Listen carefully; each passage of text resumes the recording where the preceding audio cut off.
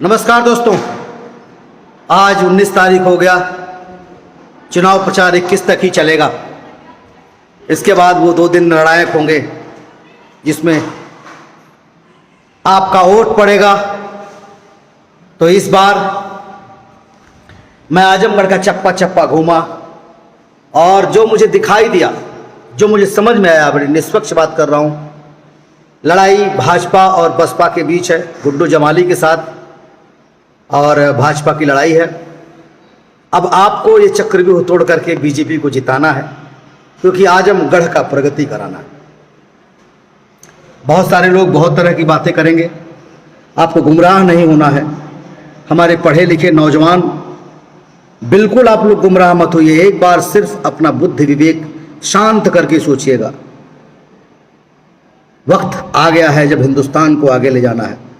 हमें अपने पूरे देश के बारे में सोचना है, सिर्फ अपने घर और अपने प्रदेश के लिए नहीं, सिर्फ अपने जिला के लिए नहीं, हमें अपने पूरे देश के बारे में सोचना है। बहुत सारे मुल्क हमारे देश पर नजर लगाए हुए हैं, उन्हें कब मौका मिले और कब हमें बर्बाद करें। हिंदुस्तान को खतरा अमेरिका से नहीं, चीन से नहीं, जापान से नहीं, ये तब तक कमजोर रहेंगे जब तक हम मजबूत रहेंगे।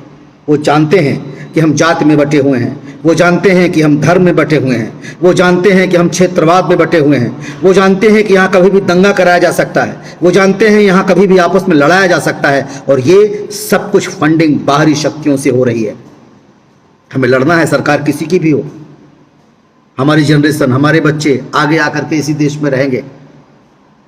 तो आपको इस चीज का ध्यान रखना है मेरे मित्रों, इस चीज का ध्यान रखना है मेरे मित्रों, क्योंकि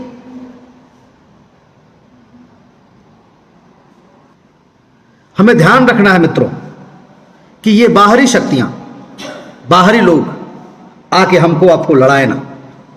वो जानते हैं कि कैसे छोटी सी चीज पर वो बता देंगे कि हम इस जात के हैं, हम फलाना जात के हैं, हम ढमकाना जात के हैं, और एक मुद्दा बीच में छोड़ देंगे।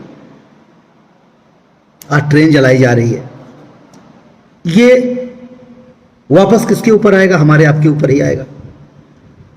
इसका खर्चा किसके ऊपर आएगा? हमारे आपके ऊपर आएगा। ये पैसा किसका है? किसी के बाप का पैसा है, हमारा आपका पैसा है। हम ही आप टैक्स देते हैं, हम छोटे छोटे सामान में भी टैक्स भरते हैं, उन्हीं टैक्सेस का तो है ये सब कुछ। सरकार किसी की आए जाए रहे, हमारे आपके बच्चे, हमारे आने वाली जनरेशन, देश में हम ही आपको रहना है। हम आज जो करेंगे वही कल की जनरेशन खाएगी। हम एक बार अगर जातिवाद, धर्मवाद और क्षेत्रवाद से ऊपर उठकर सोचे तो मित्रों, हिंदुस्तान की आजादी में सबका बराबर का हिस्सा था। इस ठाकुर खाली ठाकुर नहीं लड़ रहा था, ब्राह्मण खाली ब्राह्मण के लिए नहीं लड़ रहा था, यादव सिर्फ यादव के लिए नहीं लड़ रहा था, दलित सिर्फ दलित के लिए नहीं लड़ रहा था। सबने तो लड़ाई की, हर जात के लोगों ने लड़ाई की। और अगर हम बट गए, अगर हम जातिवाद में बट गए, तो कहीं ना कहीं हम ही लोगों ने किया है सब। किसी की गलती का परसेंटेज ज्यादा रहा है, किसी की गलती का परसेंटेज कम रहा है। मैं ये इसलिए नहीं कह रहा हूं कि आप वोट दें, हम इसलिए कह रहे हैं कि वक्त आ गया है संभलने का। हम तो सिनेमा में काम करते हैं, दिन रात एसी में रहते हैं, चकाचौंध की दुनिया में रहते हैं, होटल में रहते हैं, लेकिन नहीं, गांव की जड़ें मजबूत करने के लिए हमेशा गांव से जुड़ा रहता हूं।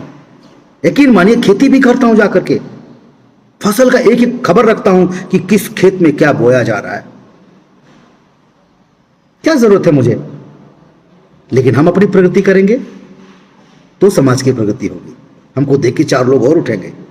हम तमाम प्रदेश में रहने वाले लोगों से कहते हैं कि गांव में वापस आइए, शहर में साथ साथ गांव की भी प्रगति करिए।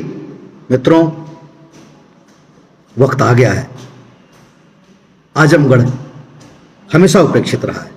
आप लोग सोच समझ कर निर्णय लीजिएगा। और इतना ही नहीं, सिर्फ आजमगढ़ तक का ही नहीं, हमें पूरे पूर्वांचल के बारे में सोचना है।